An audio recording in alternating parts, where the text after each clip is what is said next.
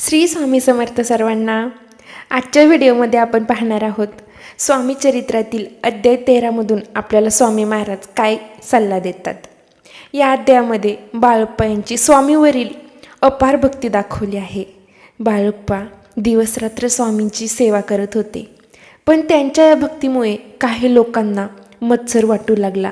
काही जणांनी त्यांना कमी लेखण्याचा प्रयत्न केला, अपमान केला, त्रास दिला, पण बाळप्पांनी कधीही स्वामींची साथ सोडली नाही। त्यांनी एकच गोष्ट मनात ठेवली, माझे सर्वस्व माझे स्वामी आहेत। एकदा सुंदराबाई यांनी बाळप्पांना खूप त्रास दिला होता, इतका की बाळप्पा मनाने खचले आणि त्यांनी स्वामींची सेवा सोडून जावी असे ठरवले। पण इथेच स्वामींचा मोठा संदेश आहे। स्वामींना आधीच कळलं की बाळप्पा दुःखी आहेत। दुसऱ्या दिवशी बाळप्पा दर्शनाला आले, तेव्हा स्वामींनी सेवेकऱ्यांना सांगितलं, त्यांना आसन द्या। एका कृतीतून स्वामींनी दाखवलं की जो भक्त खऱ्या मनाने भक्ती करतो ना, त्याला स्वामी कधीच एकटं सोडत नाहीत।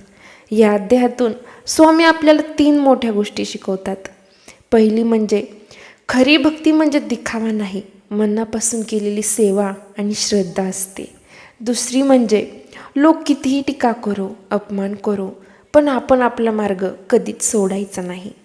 आणि तिसरी म्हणजे ज्याच्या मनात लोभ, अहंकार आणि मत्सर असतो तो शेवटी स्वतःच दूर होतो, पण ज्याच्या मनात श्रद्धा आणि नम्रता असते ना, त्याच्यावर स्वामींची कृपा कायम राहते।